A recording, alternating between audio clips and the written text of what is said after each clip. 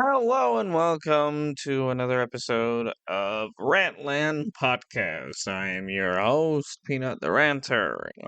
Today we are talking about episodes 3 and 4 for Wonder Man. Things kind of take a weird road for these episodes. So, Simon is dealing with a lot of different things. And episode 3 starts with Teen Simon surviving a fire somehow. No one understands how he survived. He just did. You could tell that his older brother is questioning a lot of things and doesn't understand what's going on. And then we go back to the present where the department is being hounded by their higher ups because they don't have enough prisoners. And, you know, tell Trevor to go to his Simon's mother's birthday party, inviting himself so that they could try to get some sort of evidence because the laptop doesn't work. So, Trevor tells Simon, a bunch of acting woes. They kind of get more closer together. And then they head to this party. And, mom is mom. And Trevor goes from neighbor to neighbor, trying to figure out any information on Simon that he can, but he really doesn't get anything outside of, he was a very lonely child, but never really seemed happy. Um, but at the party, you can obviously tell that there is some tension between Simon and his brother. His brother kind of took the role of parental figure and doesn't approve of anything that Simon does.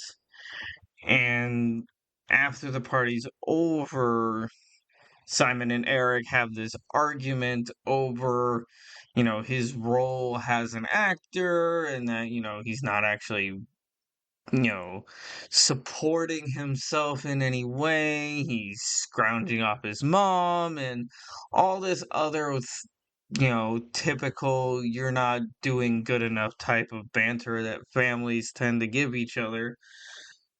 Trust me, I would know, but that's beside the point. And in this argument, Simon gets to a point where his anger is so bad that he destroys the kitchen island that his brother just made. Um, he doesn't know what set himself off and why his anger just keeps building and building. Trevor and Simon then decide they're going to have a talk, and Simon brings up that he really doesn't want Trevor to let anybody else know that he has powers because he's afraid of what's known as the doorman clause. And the doorman clause is explained as a clause in Hollywood, at least in the MCU, where superpowered beings cannot hold any sort of acting job, which honestly is kind of stupid to me because, powers can solve so much with AI and special effects, but uh, they had to push this story narrative somehow. Uh, so while Simon and him vent and they're getting to know each other more, Trevor actually does something good and destroys his evidence that he's been collecting so that Simon, everything that was said at the party, basically doesn't get back to the department. Episode 3 then ends with uh, Trevor and Simon getting a text from Simon's manager saying that they got a job for the new Wonder Man movie. And that's the end of the episode. Um, Episode 3 was kind of lackluster. Nothing really exciting happens in the episode outside of, you learn about who this doorman is. And for those who are listening who have never heard of Doorman, he is a character from the Great Lakes Avenger, and he legitimately is a man that is a door. He's a he's a comedic joke character where his powers basically objects can go through him. Um so he's literally a doorway. That's all he is. That's his powers. So it's one of those weird this is what we're doing type of joke powers. Um, which then leads into episode 4, which is entitled Doorman. Um, Basically, this episode is not about Simon at all and actually follows the guy known as Damar Doorman. And he's basically a bar doorman. Uh, what's the word for it? Not barkeep, but the people who keep people from going into bars and stuff like that. Um, but there is one thing I like about this specific episode, since it's not about Simon and it's in the past until the end of the episode where it goes back to Simon. The whole episode is in black and white, and which is really a good touch. So you know it's in the past, and you know that these are events that have already happened. So basically, Damar is working at his bar. Try saying that 5 times fast. Uh, Damar is working at his bar, and he goes to take the trash out, and he finds this small sludge slash toxic waste or whatever it is. And like every random superhero, he decides to put his hand in it. And because of that, he gets sucked into this portal realm that is filled with a bunch of doors. And next thing he knows, he's waking up in his apartment. His dog tries to say hi, but his dog goes through him into the department down below, which is a kind of a funny moment where, he walks in on someone having a shower. Um, Damar ends up going back to work, realizing that objects go through him now and doesn't know what's going on with his powers. But during all of this, Josh Gad, the voice of Olaf in Frozen, and the actor actually plays himself in this episode. And Josh Gad comes to the bar, and they're DJing, they're having a good time, and then the bar ends up getting set on fire. Um and in the process, the door breaks. So, Damar's trying to help people out, and he ends up using his power to get into the building, and then uses his power to have Josh Gad and all these other people in the building go through him so that everybody can escape. Instantly saving everybody's life. And afterwards, Josh Gad offers him a job to be his security. After that, he ends up, ends up becoming the main security detail for Gad, and Gad ends up working on a movie called Cash Grab, and they're trying to come up with how they could get the team it's one of those heist type movies, uh, and they're trying to get this heist going in the plot of the movie, something that the script should already have been done, but that's beside the point. Um, and he decides that we should use Doorman's powers.